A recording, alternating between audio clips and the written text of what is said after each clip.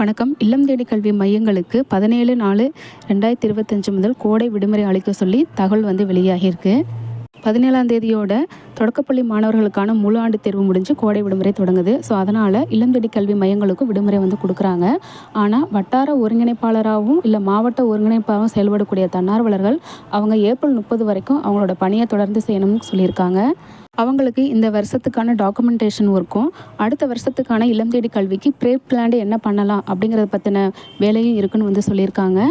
District கோஆர்டினேட்டராகவும் black கோஆர்டினேட்டராகவும் செயல்படக்கூடிய lead வாலண்டியர்ஸ்க்கு April 30 வரைக்கும் working day சொல்லியிருக்காங்க. அடுத்ததாக சென்டருக்கு லீவ் விட்டாலும் தன்னார்வலர்கள் நம்ம செய்ய வேண்டிய வேலை என்ன அப்படின்னா, ரெகுலராக லோக்கல் வாட்ஸ்அப் குரூப்பை வாட்ச் பண்ணிகிட்டே இருங்க. அதில் தான் அடுத்தடுத்து குட்டி குட்டி வேலை வாய்ப்புக்கான தகவல் ஷேர் பண்ணிகிட்டு இருக்காங்க. இப்போ கூட பார்த்தீங்க அப்படின்னா அந்த அக்ரி ஸ்டாக் ஒர்க்குக்கு லிங்க் அனுப்பி அதை ஃபில் பண்ண சொல்கிறாங்க. விருப்பம் இருக்கிற தன்னார்வலர்கள் அந்த லிங்க்கை யூஸ் பண்ணி தேவையான டீட்டெயில்ஸ் ஃபில் பண்ணி அப்ளை பண்ணுங்கள். அந்த லிங்க் உங்களோட லோக்கல் வாட்ஸ்அப் குரூப்பில் வரும். ஸோ யார் யாருக்கு அந்தந்த லோக்கல் வாட்ஸ்அப் குரூப்பில் லிங்க் வருதோ அதை யூஸ் பண்ணி அப்ளை பண்ணுங்கள். நிறைய பேர் ரிஜிஸ்டர் பண்ணிட்டாங்க. ஸோ கவனமாக ஃபில் பண்ணுங்கள். எத்தனை பேர் தேவைப்படுது அப்படிங்கிறத முடிவு பண்ணி அவங்க குவாலிஃபிகேஷனுக்கு ஏற்ற மாதிரி ஆட்கள் தேர்வு செய்வாங்க. ஸோ இதை பற்றின தகவல் உங்களோட லோக்கல் வாட்ஸ்அப் குரூப்பில் தான் வரும். கொஞ்சம் வாட்ச் பண்ணிகிட்டே இருங்க. தேங்க்யூ.